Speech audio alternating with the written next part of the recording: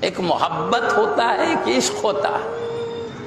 محبت بھی چاہنے کو کہتے ہیں، لیکن چاہت جب انتہا کو پہنچ جاتی ہے تو اسے عشق کہا جاتا ہے۔ آپ کی محبت کی انتہا یہ ہے، سب چھوڑ دیا ذات مصطفیٰ کے لیے، اس لیے آپ کو عاشق رسول اللہ کہا جاتا ہے۔ مگر امتحان بھی عاشقوں سے عجیب قسم کا ہوتا ہے، وہ سب چھوڑ کر مصطفیٰ کے قدموں میں رہنا چاہتے ہیں، لیکن خواب میں نبیوں کے سلطان رونق افروز ہو کر فرماتے ہیں، جاؤ دکن جا کر تم ہمارا علم پہنچاؤ، ہماری پاکیزہ تعلیمات پہنچاؤ۔ یہ کیسے نازک اوقات ہے جبکہ ایک چاہنے والے کو بارگاہ سے دور ہونے کا حکم مل رہا ہے۔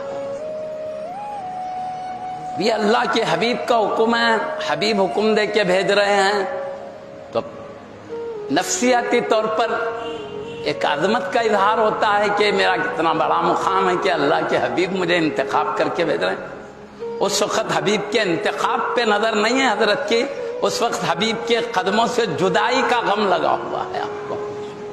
جسے محمود غزنوی بادشاہ ہے، اپنے غلام ایاس سے کہا تم کو فلاں علاقے کا ہم والی اور ذمہ دار بنا کے بھیج رہے ہیں۔ اب تک کیا غلامی کرنے والے اب لوگوں پہ حکمرانی کرنے کے لیے انتخاب کیا جا رہا ہے، تب کتنی خوشی کا موقع ہے۔ لیکن یہ فرمان سنے تو ایاس کی آنکھوں سے آنسو رواں ہو گئے۔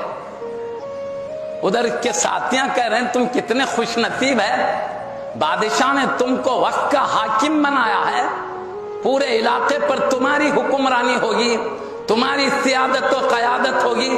اللہ بادشاہ نے تم کو یہ مقام دیا ہے اور تم دیکھے تو رو رہے ہو۔ تو کہا تمہیں کیا معلوم، ان کی نظر سیادت و حکمرانی پہ نہیں ہے، ان کی نظر بادشاہ سے جدائی کے اوپر پڑی ہے۔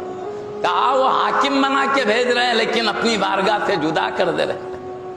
تو ایک بادشاہ کو چاہنے والے ایاس کا یہ عالم ہے، تو مصطفیٰ کو چاہنے والے امام انوار اللہ شاہ قبلہ کا کیا عالم ہے۔ وہ رو رہے ہیں، آنسو بہ رہے ہیں، اپنے پیر و مرشد سے انتہائی غمزدہ انداز سے عرض کیا، یا سیدی میں چاہتا ہوں کہ میری زندگی قدموں میں گزر جائے، لیکن آقا کا حکم ہے کہ نہیں، دکن جا کر میرا فیضان جاری کرو۔ یا سیدی مجھے یہ حکم ہے جبکہ میرا جذبہ یہ ہے۔ تو آپ کے پیر و مرشد نے تسلی دیتے ہوئے فرمایا، حضرت سیدی شیخ الاسلام عارف باللہ رضی اللہ تعالیٰ عنہ سے جو اللہ کا حکم ہے وہ بجا لائی ہے، کیونکہ آپ حبیب کی زمین سے جدا ہو رہے ہو، حبیب سے جدا نہیں ہو رہے ہو، تم جہاں ہے مصطفیٰ تمہارے ساتھ۔